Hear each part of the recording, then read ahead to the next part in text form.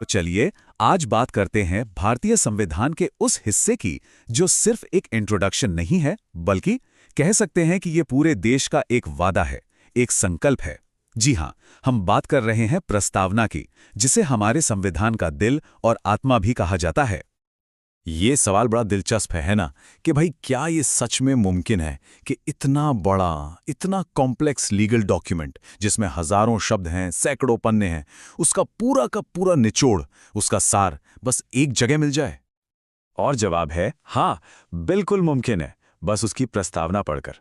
देखिए, प्रस्तावना को एक चाबी की तरह समझिए, एक ऐसी चाबी जो संविधान के इतने बड़े दरवाजे को खोलती है और हमें सीधा उन कोर वैल्यूज और प्रिंसिपल्स तक ले जाती है जिन पर हमारा पूरा देश टिका हुआ है। तो चलिए अब थोड़ा और गहराई में चलते हैं और समझते हैं कि आखिर इस प्रस्तावना को संविधान का आइडेंटिटी कार्ड यानी पहचान पत्र क्यों कहा जाता है।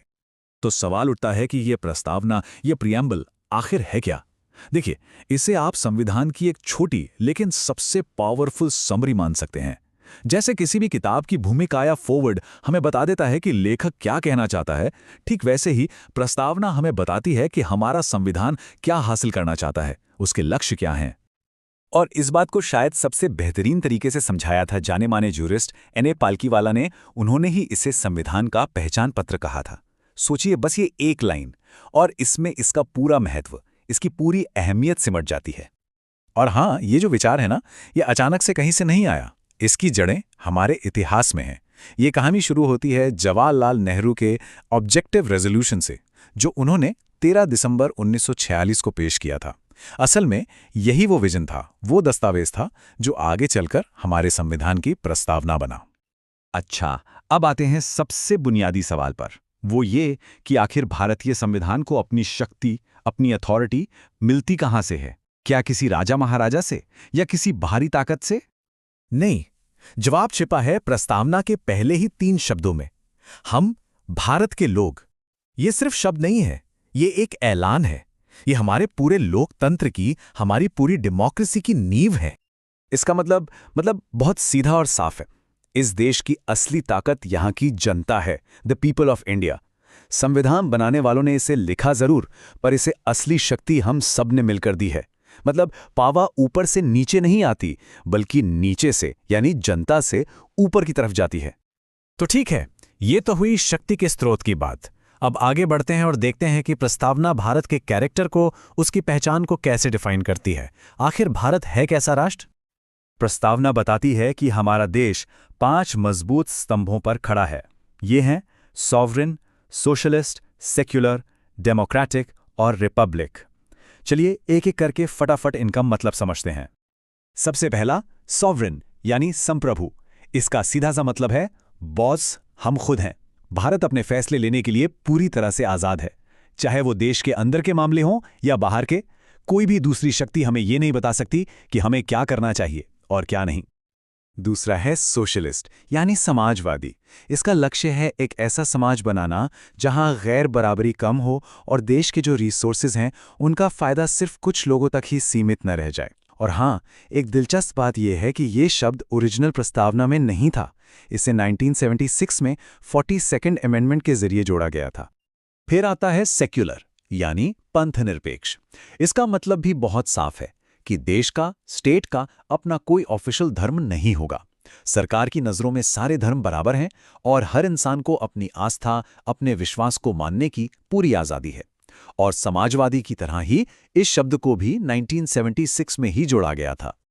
और 5वां स्तंभ है रिपब्लिक यानी गणराज्य। इसका मतलब है कि हमारे देश का जो सबसे ऊंचा पद है यानी राष्ट्रपति का पद, वो खानदानी नहीं है, वंशानुगत नहीं है। यहाँ कोई राजा या रानी नहीं होता, बल्कि जनता के जरिए चुना गया एक प्रतिनिधि देश का प्रमुख बनता है। अच्छा, तो प्रस्तावना सिर्फ ये नहीं बताती कि भारत कैसा देश है, ये उन लक्ष्यों के बारे में भी बताती है जो संविधान अपने हर एक नागरिक के लिए हासिल करना चाहता है। ये कुछ वादे हैं, कुछ गोल्स हैं। और इन लक्ष्यों में सबसे पहला और सबसे बड़ा वादा है न्याय यानी जस्टिस का। और देखिए, ये किसी एक तरह के न्याय की बात नहीं है, बल्कि इसके 3 अलग अलग पहलू हैं, 3 डायमेंशंस हैं। ये हैं सोशल, इकोनॉमिक और पॉलिटिकल जस्टिस। मतलब एक ऐसा समाज जहां किसी के साथ उसकी जाति, धर्म, लिंग या जन्म के आधार पर कोई भेदभाव ना हो, जहां आर्थिक वजहों से किसी के साथ अन्याय ना हो और जहां राजनीति में हर किसी को बराबर की हिस्सेदारी और आवाज मिले। न्याय के बाद अगला बड़ा वादा है स्वतंत्रता का, यानी लिबर्टी का। और यहां भी ये कोई एक आज़ादी नहीं है, बल्कि प्रस्तावना हमें 5 तरह की स्वतंत्रता की गारंटी देती है। ये हैं विचार की आज़ादी, अपनी बात कहने यानी अभिव्यक्ति की आज़ादी, विश्वास की, धर्म की और उपासना की स्वतंत्रता। असल में ये वो बुनियादी आज़ादियां हैं जो हमें सिर्फ एक नागरिक नहीं, बल्कि एक इंसान के तौर पर अपनी पूरी क्षमता तक पहुंचने और एक सम्मानजनक जिंदगी जीने का मौका देती हैं।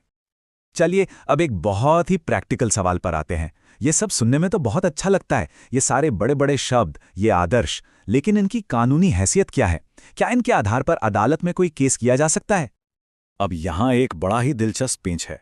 देखिए, सुप्रीम कोर्ट ये साफ कर चुका है कि प्रस्तावना संविधान का एक अटूट हिस्सा है। It is part of the constitution. लेकिन आप सिर्फ प्रस्तावना के आधार पर अदालत में कोई केस नहीं जीत सकते। ये सीधे तौर पर एनफोर्सेबल नहीं है। तो फिर सवाल उठता है कि इसका फायदा क्या है? असल में इसका महत्व एक गाइडिंग स्टार की तरह है, एक ध्रुव तारे की तरह, जो हमारे कानून बनाने वालों को और हमारे जजों को रास्ता दिखाता है कि संविधान को किस भावना के साथ समझा और लागू किया जाना चाहिए। और अंत में के.एम. मुंशी की एक बात प्रस्तावना के पूरे सार को बहुत खूबसूरती से बयां करती है। उन्होंने इसे हमारे देश की राजनीतिक जनपत्री कहा था। मतलब एक ऐसी कुंडली जो बताती है कि हमारा जन्म किन सिद्धांतों पर हुआ है और हमारे भविष्य की दिशा क्या होनी चाहिए। तो प्रस्तावना की ये पूरी चर्चा हमें एक बहुत अहम सवाल पर लाकर छोड़ देती है। ये शब्द सिर्फ संविधान की किताब में लिखे हुए कुछ अक्षर नहीं हैं। ये एक पीढ़ी का अगली पीढ़ी से किया गया एक वादा है। तो सवाल ये उठता है कि एक देश के तौर पर, एक समाज के तौर पर हम आज इस वादे को कितना जी रहे हैं, कितना निभा रहे हैं। यकीनन इस पर सोचना हम सबके लिए जरूरी है।